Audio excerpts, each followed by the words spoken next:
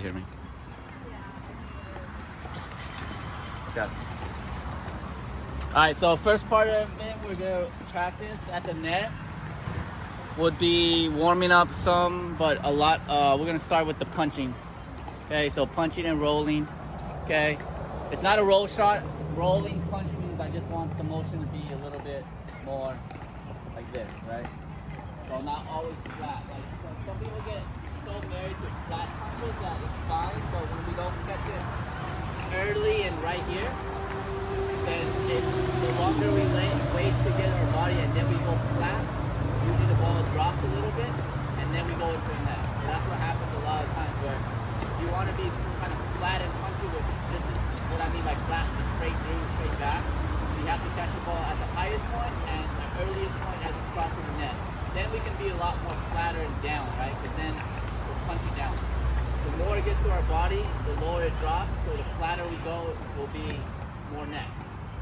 So you got to be able to kind of intertwine it. We're not always going to be hitting the exact precise shot, right? Obviously, yes, that's great. But if we're like one step late coming up here on a return, we're catching the ball a little lower. It has to be just a little bit of more of an upward motion, okay, as the ball drops. So you're not punching it flat into the net. So as the ball is dropping here, I have to recognize it. If it's coming a little lower, it's more kind of like this kind of punching up. Still with the toe of your paddle a little flat, but then finishing upwards. The more you drop it, then it gets into kind of like more of a roll shot, which again, you should be able, from this session, I should be able to hit a punch, kind of a punch spot, and then obviously kind of like a roll, because I'm still at the kitchen protecting the line, so this is for all thirds, drives, hybrid drops, real drops. You should be able to change within where you're kind of defending your zone, right? So if I'm here, I should be able to hit a punch early, kind of like a roll punch, and then if they're hitting kind of like this soft roller, I can either brush it from low to high and just get it back to the feet. So again, it's better than stepping back, you know, and letting that ball bounce, right? If they have a lot of spin, I do not want to step back and try to hit it. Now, if it's like a lofty drop that doesn't have spin, I don't mind you guys stepping back and then just ripping. That's the new style. But a lot of people get stuck to that, and then they'll see a good drop that's coming with spin. They'll try to step back again, and then the ball's just gonna bite. Now that's what I don't want, or we don't want that. Because now you can't rip that. You're gonna get in trouble. So in those balls, you recognize, you just brush it out of the air, real soft. Doesn't have to be hard. We're just getting it back and rolling it, right? So punch, kind of a punch roll, and then a roll from a little bit below the net, where you're dropping your tip of your paddle down, okay, and then you're rolling up. Okay, so that's what we're gonna be working on right now. All three of those shots. A very hard punch, kind of a roll punch as it gets lower if it's in that middle area. So obviously a flat punch is here, a roll is here. So in between that is gonna be a little bit of a hybrid punch, right? So that would be something that we need to recognize early. Especially when they're back there driving the ball, I should be able to see kind of what they're doing already, right? So I always want my weight to be forward, right? I want to be kind of ahead, because when my weight is on my balls and my feet, I can really extend out.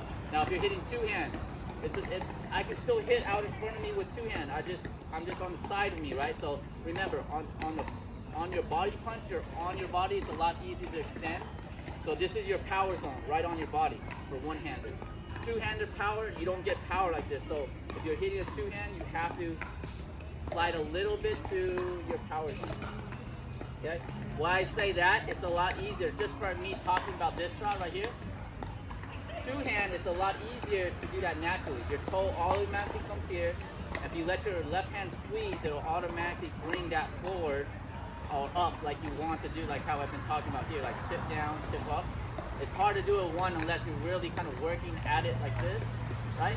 Two, see how if I just let my left hand take over, this is the motion you need. Anytime the ball is a little bit below the net, you need that motion of the toe going from down or side to up. Okay, so that's where my two hand helps me if I get a ball here. Now I can take the ball here and I can roll it. Or I can take it from the outside of me. Again, my tip is here, rolling it over. So, right, if I did this with my one hand, I would have to do this sometimes, and that's where it pops up. Okay, so if you're on your body, I don't mind one hand, But once you start using your one hand across your body, this is where you're going to lose a lot of consistency and power. Okay? So this is why I suggest you would start using a two-hand, unless, again, you're active and you can slide early and get this in front of your body. Okay? So if you can do that, that's fine. Okay? But if you're reaching like this, that's not good. So it's either you move here early, or you get used to hitting a two-hand, which is not bad, because I think in pickleball today, two-hand is just fun. Okay? All right, here we go. Here. For this one. Okay? Yep. 2 balls. Okay, again. Good. 2 balls. Here we go. Recognize it early. Yep, good. Good. One hand punch in front of your body. Here we go. Okay, no. Forward. Remember, try to hit this one. You're gonna try to hit down here. So if you're hitting down the line, where should my paddle face be pointing? Where the ball goes, right? So if you're going cross, yes, you're finishing more this way. But if you're going down the line punch, I have to see how I'm kind of keeping that flat here. Even if I would roll it, I'm still rolling it towards that side with the face of that paddle pointing that way. Okay? So it is going to be very good if you can start directly doing that, right? So if I'm intentionally going here, I'm always flashing my paddle where I want it to go. Here. Okay? Even if I'm dropping and rolling, I'm still flashing see how I'm still flashing my paddle. I don't want to do this unless we're going there. Okay? But we should be kind of defend or get used to where our paddle points is where we go. So we can go anywhere on the court. With that mindset, we can go here. I can go here, I can go here. So the difference is here, I punch right there. If I go across, I follow through a little bit more, and then I go that way. Okay? So right now, just down the line.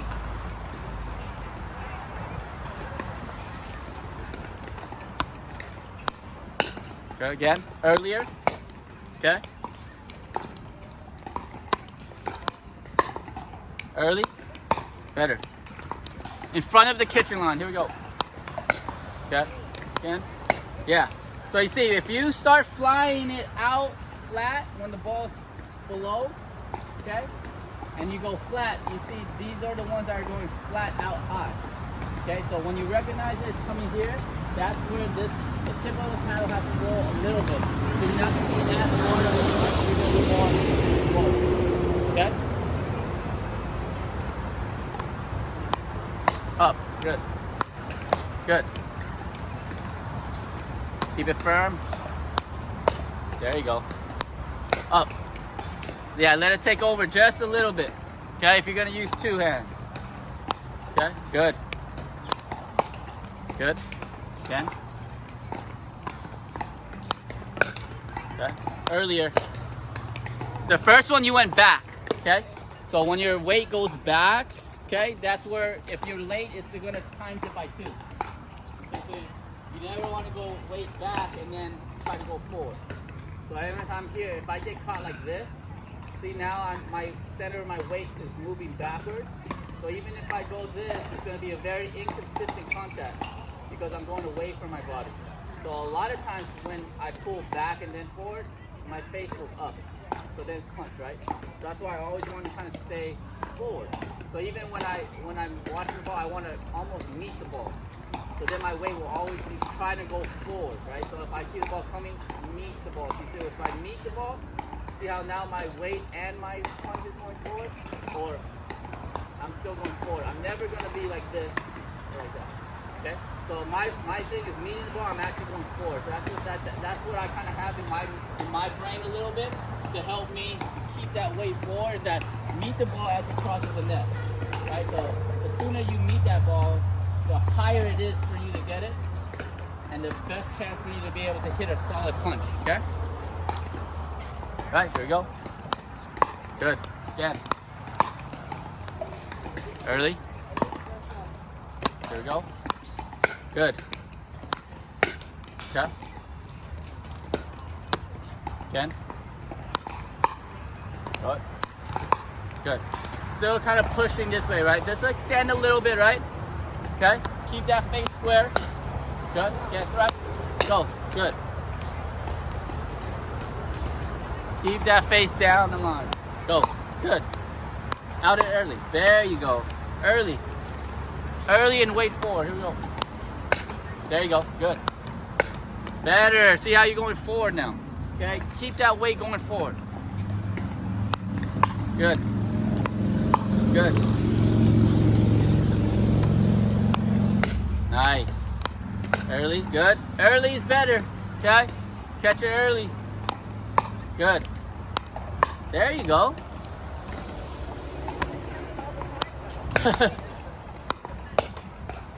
Well, this is definitely good for when you're, they're driving it, right? Kitchen is different. The kitchen, you're gonna have to, that's more anticipation of, you know where it's gonna be, you just don't know when it's coming, right? You always gotta be ready. But when we have someone driving from the back, there should be no excuse. And me, I'm just as guilty. And a lot of the times where I lose a lot of runs and stuff is when I'm dealing with tennis players that are having a good drive, right? Because that puts pressure on me to hit a good return. So when I'm running up there, I'm getting up there first. But sometimes if I don't hit a good return and they're on it, that's what I mean by I can't get to my perfect position and get it out here. So sometimes, I'm here in this position, right? Or I'm here, now the ball's dropping here, so I have to hit a little bit up, right? But that's also my fault because maybe I didn't give them a good return. They have a big serve. So that's why even in today's pickleball, the first serve and your third puts a lot of pressure on your opponent in today's pickleball. Before it's just like start the point, get to the kitchen. Now if you can get some points before the kitchen, that's a plus. So that's why I always tell people to go big on the serve and look to drive a little bit more on your third. And then vice versa, because of that now, we have to be cognizant of our returns, right? Really deep returns, sometimes a little higher, so I have a little bit more time to run.